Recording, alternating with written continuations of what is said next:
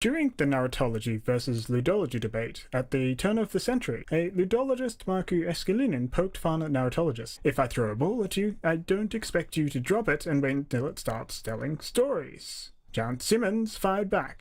Narratologists will be happy to explain to him the difference between the act of throwing a ball and the act of recounting that fact. The fusion of these two ideas has the seed sown by Mary Law Ryan. When we compose a narrative, especially a narrative based on memory, we usually try to represent how things came to be what they are, and the end is prefigured in the beginning. But when we read a narrative, even one in which the end is presented before the beginning, we adopt the outlook of the characters who are living the plot as their own destiny. Life is lived prospectively and told retrospectively.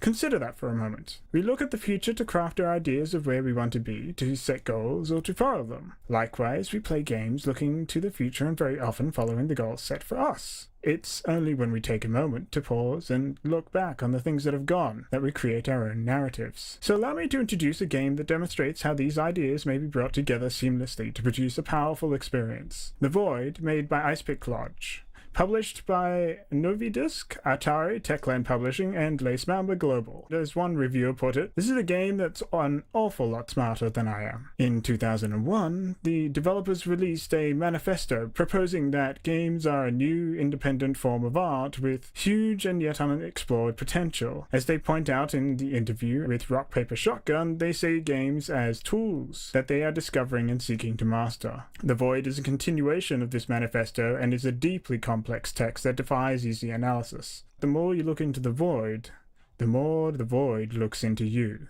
As YouTuber Ragnarox comments in his analysis of the game, the player's first experience of the game is as if they are born into the realm, called awake by their mother figure and given their first heart. Her gentle tones and protection giving the player much needed color lessons, without which they would die as soon as they left her chamber. Lacan presents the idea of the mirror stage, where babies would recognize themselves in the mirror as a formative of the function of I. Essentially, by recognizing an image presented to oneself, one identifies and embodies the image. They become that thing, or they wish to become that thing. This is the core principle of embodiment, that the player may become the player character and thus begin to identify with the events that happen in the world. As Arsenault has noted, in the act of playing a game, players can reach a sense of immersion such that they feel presence in the game world. That they, rather than saying it happened to the player, will say it happened to me. This identity allows one of Lacan's third concepts, the real, to spring forth. Once the player is part of the world's inhabitants now begin to challenge the player on their notions and lessons. The tutorial and the gentle voice of your mother are lies that get you killed, and unlike many of the other lies in the game, these ones are unintentional. The first time I realized this, it blew my mind. Up until that point, I'd been playing prospectively, trying to complete the goal I'd been set, only to be pulled up short by the game and be forced to reflect upon the events that had led up to that. Lacan presents the real as a series of concepts that change throughout his career, but might be thought of as a form of absolute truth, this immutable thing that does not change. And in the Void, this is something that peeks through constantly, as the game presents truths and ideas from each character, and through the conflicting ideas and stories you're forced to weigh them and reflect on your own journey, to come to your own truth. One sister tells us how our soul rose from the nightmare below, while another will claim you came from the upper limit above the void. The brothers put you through initiation tasks, but omit the information needed to complete the tasks, something that would get us killed. This central contrast in the game of truth and its representation, or misrepresentation, allows it to create a narrative where the player is the center of constructing it.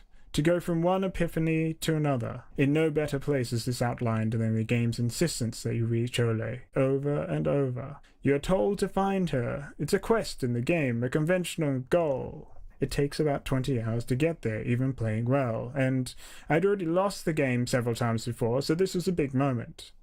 I met with a rare Russian hallway, and it wasn't until I put some color into the piano that it hit me. The melancholic tune, the dawning significance of the vignettes in the rooms, the heavy footfalls and shattered crockery, and finally the little girl in the corner, staring out the window beside an empty crib. Stepping into Ole's apartment for the first time devastated me. It was one of those moments that has stayed with me ever since. The crushing reality that life isn't what you expect and that people are all working on the same lack of information that you are. Ole knows nothing. Instead, she has more questions and riddles from the void. Ole, just like you, just like everyone, is lost, desperately hoping that someone else has the answers they don't. In a brilliant move, the gameplay had forced me to stop and to reflect on the events until now. By subverting my expectations and challenging me with yet more questions and no answers, it forced me to make my own, and through that, the prospective narrative became a retrospective narrative, and